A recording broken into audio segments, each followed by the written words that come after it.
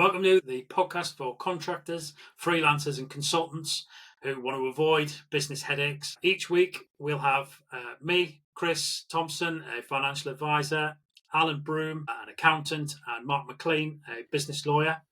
And we're going to talk topics that are going to be relevant to you and your business, and hopefully you'll get something out of it. We've moved over from the LinkedIn Live format over to a more portable, at your pleasure format using podcasts and audio podcasts. We think it's just a little bit selfish, making you have to tune in at a certain time. And quite frankly, we'd like a few more people to listen to it as well. So let's crack on, guys. Welcome. We all good? All good here. Yeah. Thank you.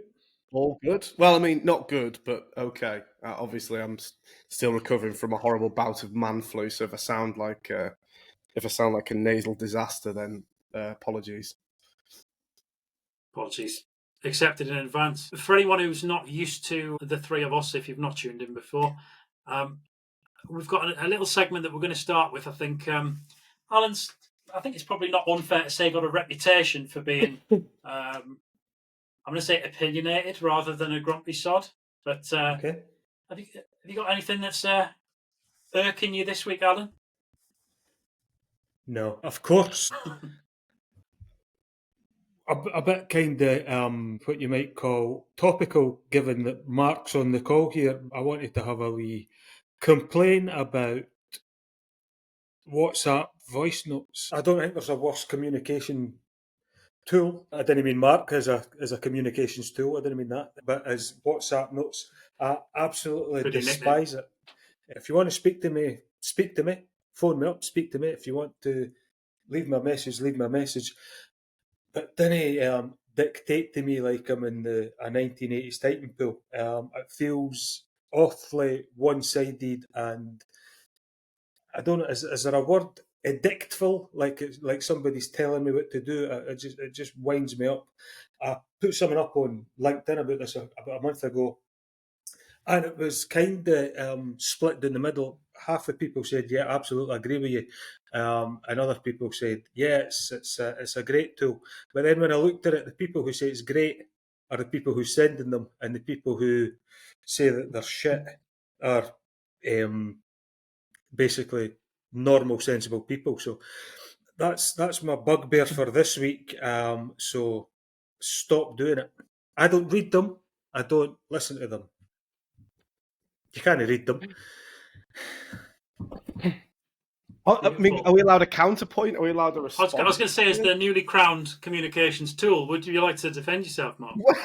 Well. I mean, I don't think I'm the only one using WhatsApp voice notes, but I will speak for all of those who do, in saying that I think they're an incredibly useful device to convey a message. They're particularly good when you have a thought that you know you're not going to be able to get into a message because you're either out and about, or you're busy, or your hands are tied for some reason. Fine, all right, but make it relevant, make it concise, and then he sound like Alan Partridge pitching an idea to Dave. What about you? Okay. Where are you on this? I couldn't give less of a toss, to be honest. All right. Sorry. All right. But well, here's a question then, Chris. Do you use them? Do you send them? I'm never the initiator. Good man.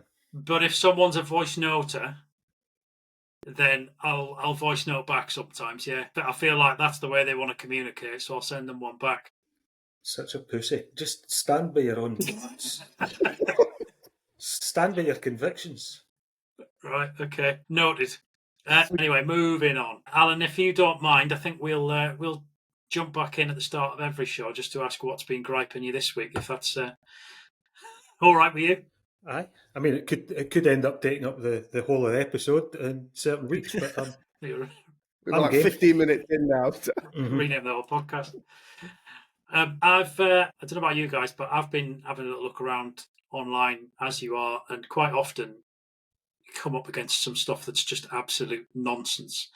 And I think before we get into the bulk of the show, I think if each week as well we've got a chance to just point out where we spot some absolute nonsense to try and protect people from some of the absolute crap that's online, and just maybe talk it through, get each other's views on things. I don't suppose either of you. I've got a little something that was bugging me this week. Is there anything that either of you have got that you've spotted that you want to call out? Let's hear it, Chris. So, and I mean, this is naturally from where I angle. I saw something that was pensions related, which kind of grinded my gears a little bit. Now, it was one of these property guys who is trying to sell his property course so that you can then also become a property mogul just like him. And he'd ripped some old Panorama stats from years ago. I didn't even watch the show, 2010, I think it was, where they'd had this. So it took the average costs of people putting money in a pension. I think they'd worked out that if someone put in 200 quid a month over 40 years, they would have put in about 120 grand if you include the tax relief. And they would have paid £99,000 in fees for their pension, therefore eating up all of the contributions that they've made. Pensions are an absolute waste of money. They're a sham. You're getting robbed. Don't do that. Do something that's smarter with your money. Now, this guy obviously has his own agenda, but the Panorama as well, which when I went back and looked at it was pretty skirting around the angles. One thing that no one actually said in this whole thing was, because they'd assumed a growth rate, they said, well, assuming it grows by 7% a year for 40 years, £200 a month, you're going to pay all these fees, 100 grand. What they didn't say was after all the fees, and including the tax relief, you'd have more than £500,000 sat in your pension pot. But no one wanted to mention that anywhere. It was just, they're the sum of all evil, shouldn't be trusted, they're a scam. So I thought that was a little bit naughty, and I just wanted to call that out. Mm-hmm. I think you should. Well played. I find a lot of something kind of similar in my neck of the woods is people get kind of focused on tax relief, and similar to what you're saying, you can save, or it's a bit of a flip, but you do this and you'll save 20 grand in tax each year. I mean, the easy thing to save 20 grand in tax each year is to pay yourself a 50 grand salary or a 60 grand salary.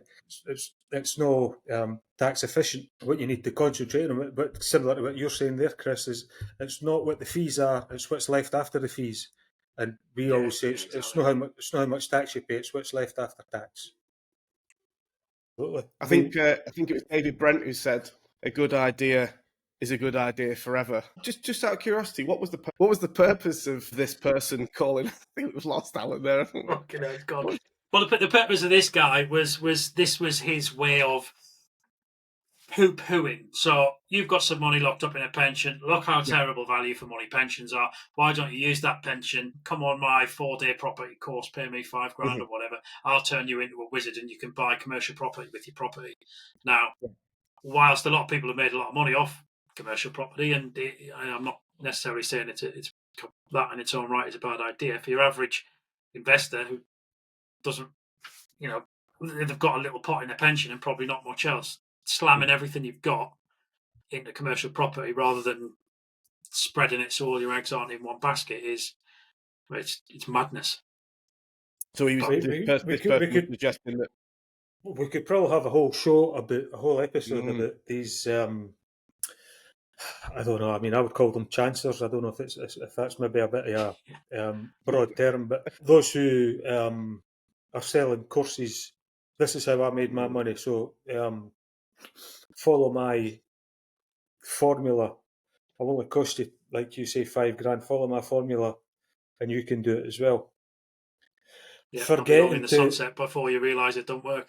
Correct. Forgetting to tell you that people who are genuinely successful tend not to share their secrets. They just do it, Yeah. Those who can do, those who can't teach, those who can't teach run an online course and charge you £5 grand. I'm sure that's going to be our snippet to advertise the show. It's either that or you falling off your chair before we went live. One of the two. They'd go into the. That's got to be deleted immediately. Right. Well, look, we're running at, well, on my clock, nearly 19 minutes, but after the edit, I'm sure it's probably not that in real time. But 30 seconds. Yeah. yeah, we've got 30 Oh, seconds that crap. isn't drivel. Let's get into the crux of what the show's actually about today. The title for this week was, Alan? Just fucking pay me. Well, this sounds a little bit close to your heart, Alan. So I'll let you start us off on this one. Okay, well, I've been in business for 30 years, close to. I've seen a lot of people get the piss taken out of them, the mickey taken out of them by bigger people, by customers in general. I think one of the most important things in a business's toolkit, armory, call it whatever you like, is a robust accounts receivable process. We see a lot of people that just. I'm going to come to Mark on this as well because he knows a wee bit more about this than I do in terms of the actual structuring of the contract. We see an awful lot of people who will. I suppose the dollar signs start to appear and they see like their day rate's going to be 500 quid or that they're going to earn a couple of grand a week out of this contract and what have you, and then they tend to forget everything else. They just say, right, let's get this on the books and we'll not worry too much about what happens after that. And it's a big mistake because business or a contract or what have you is worthless until it's actually cash in the bank. You know what I mean? So I always say it's a kind of start. The process is getting from a client inquiry to cash in the bank is the journey that you've got to take, and you've got to make sure that the processes are in place right the way through that. And a lot of contractors and a lot of consultants forget to do that.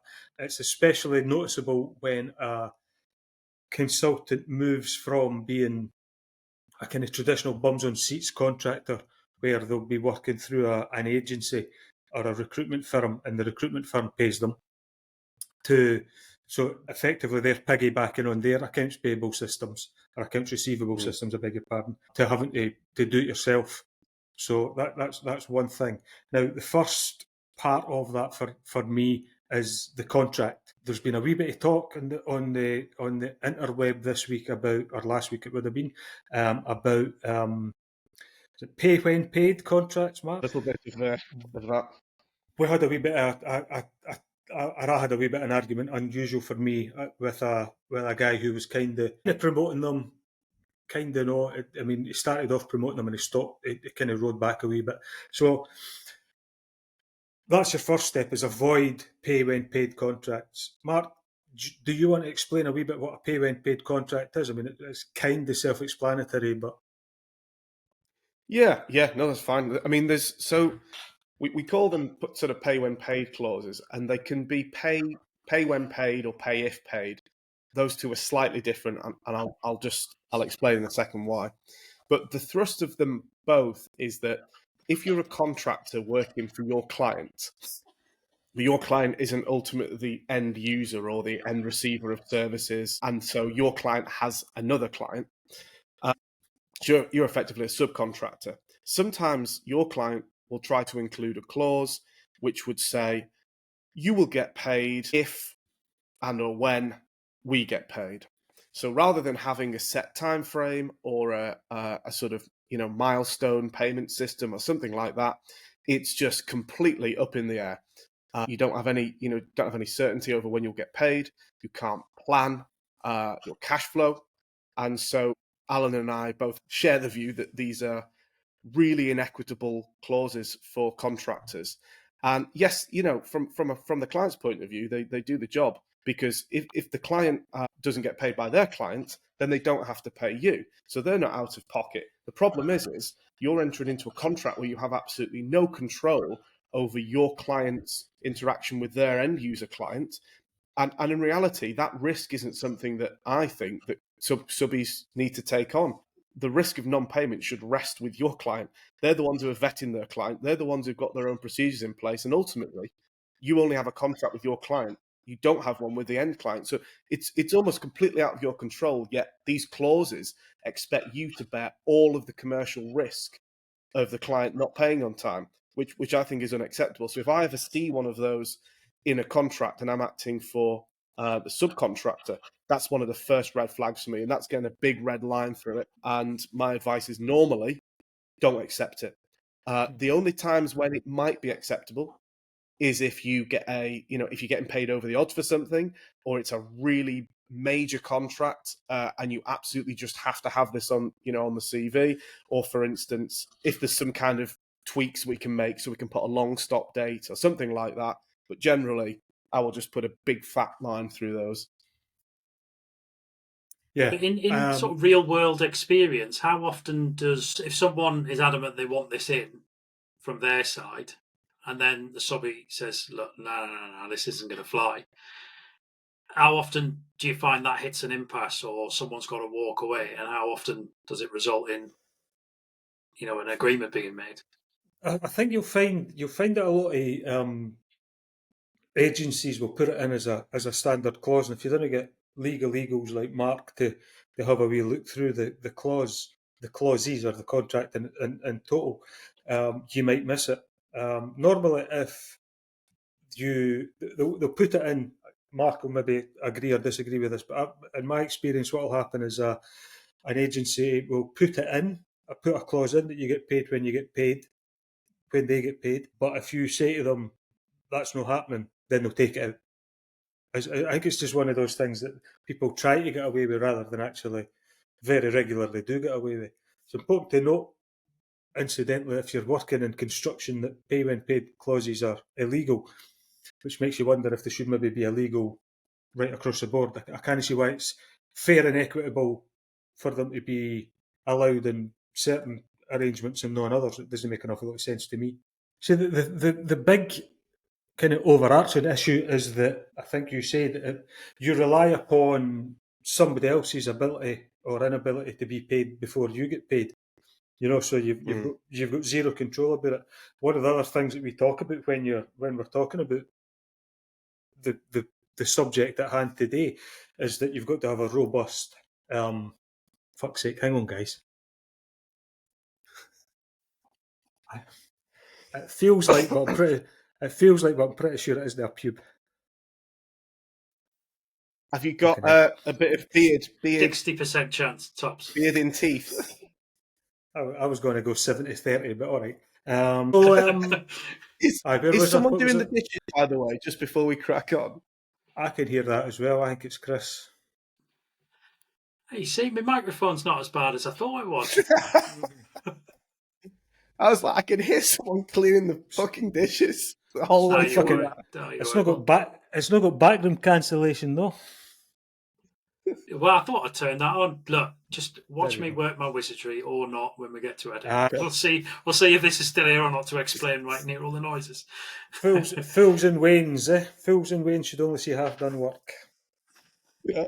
But look, where was I there? Then? But you were, I don't know, I can't remember. You started pulling pubes out of your teeth and I lost train of thought, to be honest. The question that I wanted to ask, which is a kind of lead on from what I'd said before. Now, I imagine you'll get, especially if people who are new to contracting or, looking at their own contracts and negotiating things, surely a lot of people look at this and go, I can see that this isn't, I don't like this, but if I push back on it, is that going to cost me the gig sort of thing? Mm-hmm. Do you think a lot of people don't push back because they're worried? Yeah, definitely. Absolutely. That's the problem. And when you get the big boys coming in and, slapping these clauses into contracts, a lot of the time they think, well, if you push back, fine, but that's your loss. We'll just accept someone who take someone who will accept it without any gripes. And that is the risk. And that's why, you're sort of hoping in a way that the main contractors are, equitable and fair enough not to throw these clauses in. And that's the problem. Part of my job when I get a client who's in that position is to not just look at the legals and say, we absolutely have to push back on this and take it out completely. It's to say, let's look at the big picture. Is this a major contract for you? Are you struggling for work? Do you just need a bit of money? Can you accept a little bit of cash flow risk for the next few months? And so if in that situation we have to suck it up and move on, we can try some minor amendments to make it more, as I said, with a long stop date or something like that, or other provisions, or we can inflate the pot, we can inflate the fees to counteract it. And doing a bit of due diligence always helps as well. Sometimes you can accept the clause because you know that your client is shit hot on the contract on the other end and they are going to get paid on time, but they've just thrown it in because the lawyer said, throw this in because it will give you some leverage, But if you go further up the chain, you might find that the standard terms are, let's say, 90 days. So even if they are, like you say, shit hot on their collections and what have you, if the standard terms are 90 days, the chances of them being paid before 89 days are next to zero. Yeah. Yep. So Yep. yeah. So Yeah, even exactly. The point being, even if they're being paid within their terms, that possibly wouldn't suit you, because I know most contractors and consultants would start and they couldn't handle a 90-day payment term. Yeah, absolutely. That's a huge cash flow issue, isn't it? Don't forget that it's probably going to be month end plus 90, so it's actually 4 months, no 3 months before you get paid. Yep. And if you phone up the bank and say, listen, I'm on a pay when paid contract, it's all right if we pull that down the line so that we can pay my mortgage on a pay when paid basis. See how far you get, Yeah, exactly. Yeah. Can I pay my mortgage when I get paid? Is that okay? Correct. Yeah. Mm-hmm. Yeah. So the point that I was kind of moving on to there is that you then become beholden to somebody else's system, okay, their accounts receivable system. Whereas one of the things that we talk about where with clients who are getting involved with invoicing and what have you in the kind of initial stages, the first time they've done it, is setting up their own system that's fairly robust. So there's no point in us talking about that if you're just going to say, oh, I just get paid when my agency gets paid. So just let's avoid them altogether, So on that, I suppose, so in terms of what you would do as a robust accounts payable system, Mark, you touched on it early doors there. Do a wee bit of due diligence. Check out who your client is. Make sure that he's not going to stiff you. That's step one. It's not always easy, and businesses who ostensibly look like they're in good nick might not be. They might also be it might just be in their nature to pay as late as they can get away with. That's something that we find as well, that some people like to pay late. It's a kind of disgusting way to behave, in my opinion, but it happens. First things first is know the client, and then set your terms accordingly. So step one, do your own due diligence, and then if your own due diligence isn't great, then you get somebody else, you get third party to do a wee bit of due diligence for you.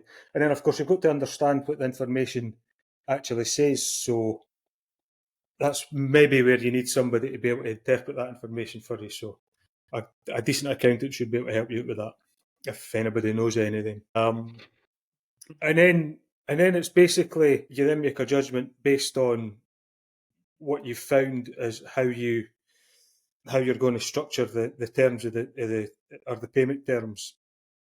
If it's a bit of a stinker, if it's not been great at all, you've got kind of two options. One would be just walk away, regardless of what they tell you that they'll pay you. If it looks bad, just walk away from it. Or the other option is get paid up front. If even getting paid up front, you've got to be wary of scope creep and stuff. So you might end up doing more than you've been paid for. But as a definite starting point is get paid up front. Even if the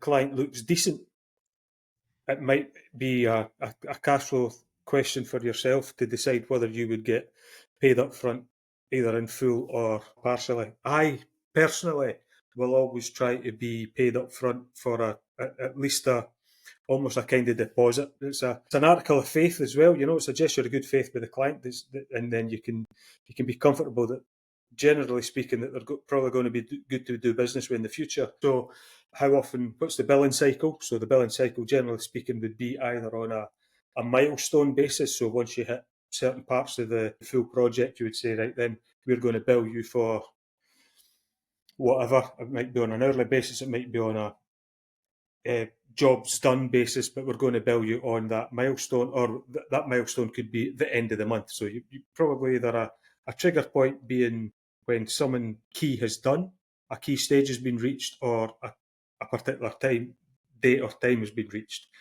You would then say, right, we will invoice you then, and then you would negotiate out the terms and how long it's going to take. So you would want to say 7 days, but realistically it's 30. So somewhere between 7 and 30. Certainly wouldn't go above 30, because that just puts you in a fairly precarious position.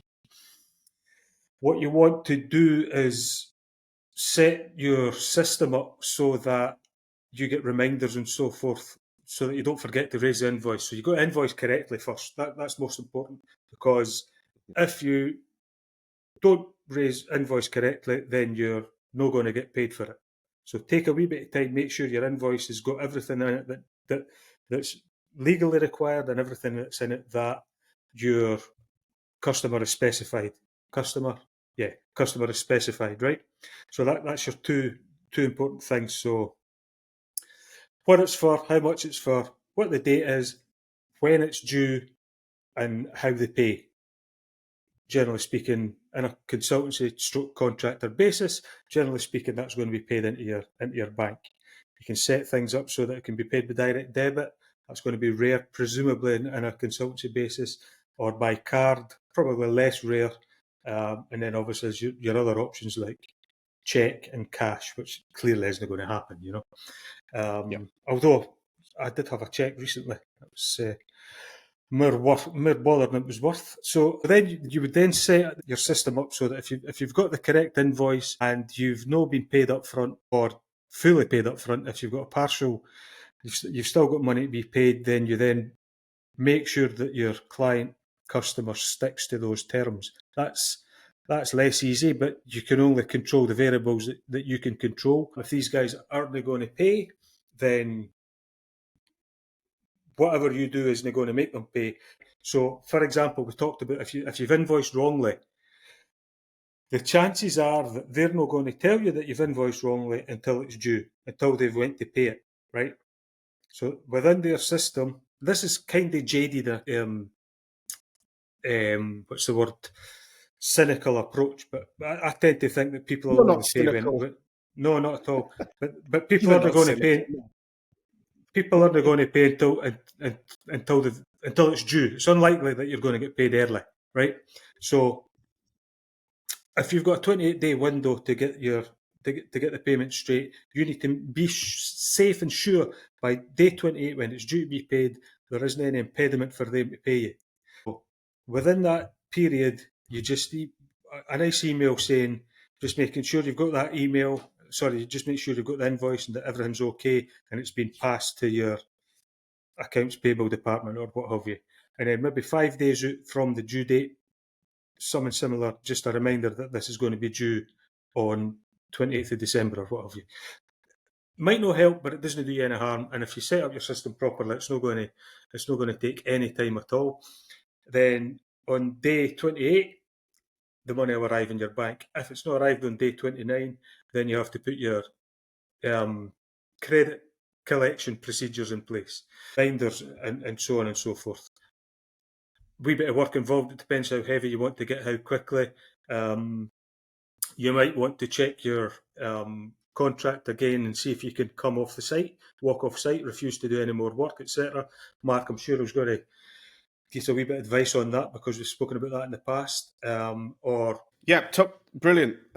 Totally agree. Sorry. And then the contract. I mean, there's lots of different things that we can do when getting a contract together to make sure that you get paid on time. The two things that we commonly include, one would be an interest clause. So this would say that if you don't get paid on time or at all, then you're entitled to charge your client interest. And these are completely legitimate clauses. They're allowed to be included. And the reason we would include them is because they are more certain than relying on the default provisions. So that's a good one. Don't set your rate too high, because it might then be a penalty. If it's classed as a penalty, you're out. It's gone. So you've got to make it high enough so that it incentivizes people to pay. Not too high, because then you're going to get a big fat line through it if it goes to court and gets challenged as a penalty. So that's the first point. The second point is, this is a really good tactic. If you're providing services to someone on an ongoing basis, particularly, you can include a clause that says you have a right to stop providing your services, a suspension clause, if you don't get paid on time. So these are really good, because if you don't include them and you stopped work because someone didn't pay you, you'd just be in breach of contract. So the client would be in breach of contract for not paying on time, so you'd be entitled to sue them. And then in return, you say, well, I'm not going to work for you anymore. And then you're in breach of contract. So then they have to sue you, and it just gets becomes an absolute mess. Right, that's good stuff. Well, to try and help people actually manage doing all of this, what sort of systems can people put in place rather than, notepad and paper like back in the day, or an Excel spreadsheet? What's the best way to make this as efficient as you can, Alan? Well, the important thing is to have a system. So a lot of people just send an invoice and hope that it gets paid. So have a system based on what we've already discussed and the different markers along that lines. What you want to do, obviously, is try to automate that process as much as possible. So we're talking about reminders and what have you. Get a system that'll be able to do those reminders for you without you having to take time out your day to do them. Look, if you've only got one client or two concurrent clients or what have you, it's not going to take you too long anyway, but you can easily forget it. So set your system up so that you've got all the reminders and what have you in place. We use two systems at Acumenica: Xero, who everybody's heard of, and Free Agent, who probably everybody in the consulting sphere will have heard of. For me, Free Agent's the one. We have about 95% of our clients are on Free Agent as opposed to Xero. Xero's great for other things, but for consultants, service-based businesses, Free Agent hits the nail on the head, and you've obviously got the capability to send in the reminders and these invoices via the system. So, yeah, go with Free Agent. I think you use Free Agent, Chris, don't you? Yeah, signed up for it on your advice. Well, there you go. You can attest.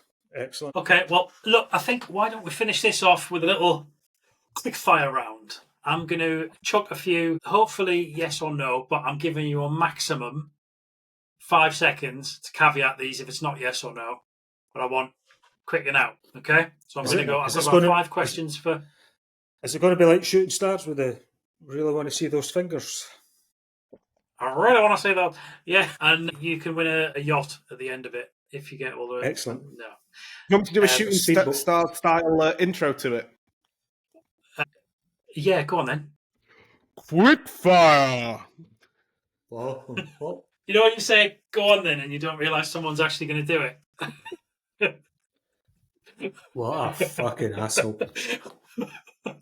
Right, Alan, you ready? Yes. Okay, here we go. Question 1: do clear, simple invoices get paid faster than complex ones? Yes. Good, succinct. Does offering early payment discounts actually help speed up payments? Sometimes. What about chasing payments? Is that a major part of your job? Nope. No, I don't think it would be.